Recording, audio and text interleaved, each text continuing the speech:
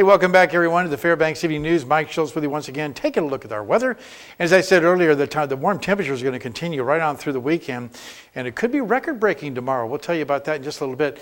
Our photograph for tonight, this one's sent in by Bill and Jane St. George. A few weeks ago, they were up in the Steese Highway, and we were around the snow, and they found one lone rose. They call this a tough rose. I guess it's because it's tough to die. But anyway, if you have a photograph, by all means, send to me at Mike Schultz at KTVF11.com. We could use some more photographs. Here's what's going on at the airport right now. For the most part, 52 degrees after a high of 54. The overnight low, 41 last night. So temperatures way above what they should be this time of year. The record high was 56 in 1925. The record low, 14 below in 1965.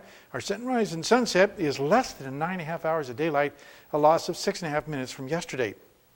And our satellite picture, once again, looking at that high pressure ridge that's hanging around the North Gulf Coast, helping to usher all this moisture around the top and just missing the Fairbanks area. To the west of us, they're getting quite a bit of rainfall, but not in the Fairbanks area. And that's going to continue that way. That's what brings us also the warm temperatures, too. Elsewhere across the state, nice weather over southeast Alaska. Some rain around Kodiak Island. Rain, of course, to the southwest. Snow is falling at Barrow, 29 degrees there, and just partly cloudy skies, and 48 at Fort Yukon, 43 and partly cloudy in Nome. Lower 48 weather tonight, again looking at lots of sunshine over the Pacific Northwest. More rain falling across the Central Plains. The flooding has finally let up over Texas. All that storminess moving off to the east, and you can see it pretty good on the satellite radar. There's the boundary, the frontal boundary, moving off to the east.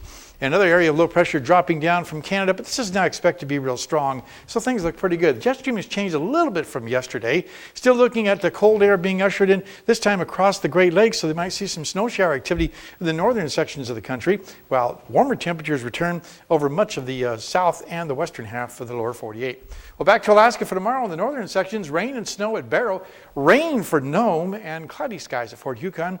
Here in the interior, look out, Healy, it's going to be blowing strong. Winds gusting to 75 miles per hour, cloudy and breezy at Delta Junction and Fairbanks.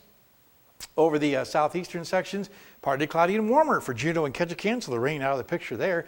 Rain is not leaving the southwest, though. Rain showers at Cold Bay with rain in Bethel and Kodiak Island. And over the south central regions, we're looking at, for the most part, chance of rain for Anchorage, and rain expected at Homer and Valdez. Okay, time once again for our kids' weather. And all this week, talking with the kids from Salsha Elementary School. Here's a young lady with a question for me.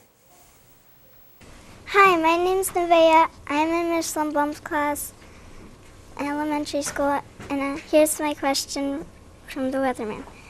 Which state has the worst storms?